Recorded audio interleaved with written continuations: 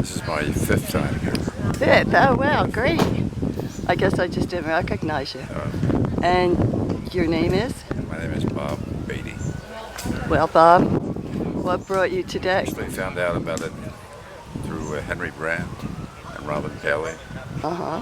And I've been a fan of Walt Whitman for a long time. I would come over here and visit Walt over the years. And then Henry and Robin turned me on to Nick Virgilio. And went to a Nick Virgilio play in Norristown, PA a few years back. And now it's another reason to come to Harley besides visiting Walt. Well, we're really glad to have you here. Well, I'm going to present my first haiku. Great. Greetings, everyone. This is my first time presenting a haiku, or my version of a haiku, so fair warning. First, I'd like to say thank you to Henry and Robin for introducing me to the Nick Virgilio Society and meeting pretty much all you beautiful people, especially Father Doyle. My life is a lot richer because of that. Years ago, before I came out to I knew about Nick Virgilio. We come out here and visit Walt Whitman.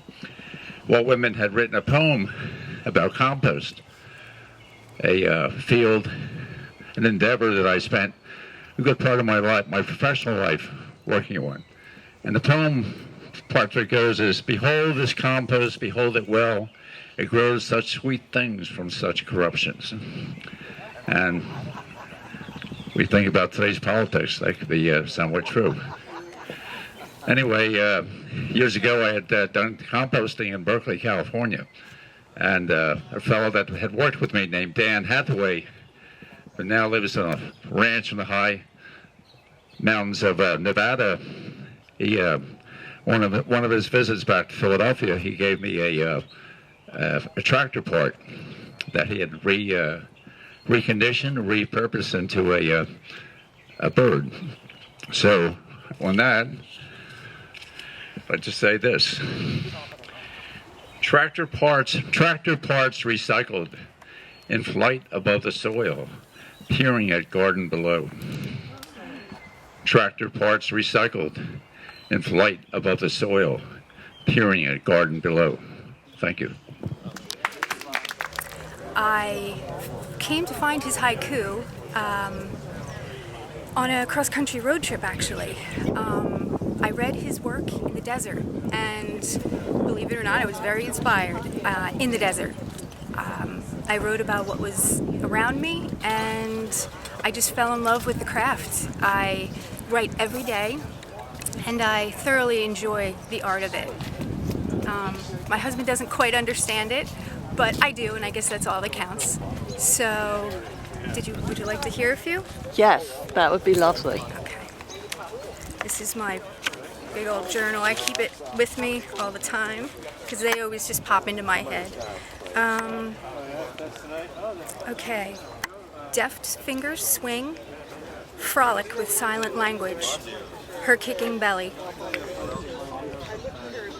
Do it again. Deft fingers swing, frolic with silent language, her kicking belly. I did not know Nick. However, I came to his poetry and I really learned to love it. I've always been a writer, and I was looking for something a little different. And I had come upon his haiku, and I thought, this is really interesting. And his words just struck me. And I've only been writing them for about 2 years, but I wanted to come out here today and just kind of pay tribute and tell him thank you, and to see all you lovely people, and to hear some other people who write haiku, because personally I don't know anyone else who does. So now you do. Now I do, yes. Okay, we'll see how this goes. All right, here's the first one. Crinoline wings, take hostage my lamplight, lazy August night. Crinoline wings, take hostage my lamplight, lazy August night. That's beautiful. Thank you. Full moon, slow to rise, mountains scream, shades of coral, roaring its dance. Full moon, slow to rise, mountains scream, shades of coral, roaring its dance. Nice. And I have one more. Gliding on the wind, stark white heron, low hanging legs. Gliding on the wind, stark white heron, low hanging legs. Thank you. Hi. Hi, how are you? Good. Good. What's your name, please? My name is Nino Del Bono. Nino. Welcome. Nino. And have you been here before? You know, I've been here once or twice before, and I'm so happy that George called me a few days ago and told me it was being held. And I'd like to hear someone that reads Nick's works so I can get the meter of the speech. Nick and I go back a long time, and in fact, my family knew his family when they were farmers, when Summerdale was all farmland on Warwick Road. That was his Uncle Nick that farmed there, so I guess he was named after his uncle. But what happened with me, I met Nick many years afterwards in Elgin Diner, which George owned at the time in Camden on Mount Ephraim Avenue, and we got talking again, and he knew I was doing a little acting and some broadcasting, so I would see him often there, and I get talking, and just when he left for his tour, his final tour, which we didn't know was going to be the final one, he gave me a book. I wanted him to sign it. He said, well, when he comes back, I'll sign it. And the story was Nick he died on the tour. I believe it was Washington, D.C., where he died, passed away. And the book was never signed. But I read that book for years and years and years, and I'm not a poet. I never knew haiku, didn't know what it meant. I'm not into poetry at all, of course. I'm here today because I would love to hear someone read Nick's works. I don't know haiku, don't know the meter of the speech, so that's why I'm here to see if I'm on the right path. I am reading that poetry and putting into my breathing pattern. So whether that's right or not, I don't know. I'm really curious about how it's going to be read. But everything that Nick has in his book for haiku is my neighborhood. He talks about the cross in the park. He talks about the whores on Broadway. He talks about the loneliness, which I think that probably took place at Daly's Bar.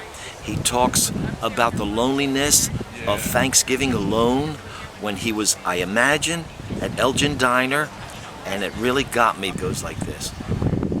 Thanksgiving alone, ordering toast and eggs in an undertone. Wow, that really got to me. I remember Michael Doyle diligently nailing there everybody with a handful of dirt, and he was tamping it down, tamping it down.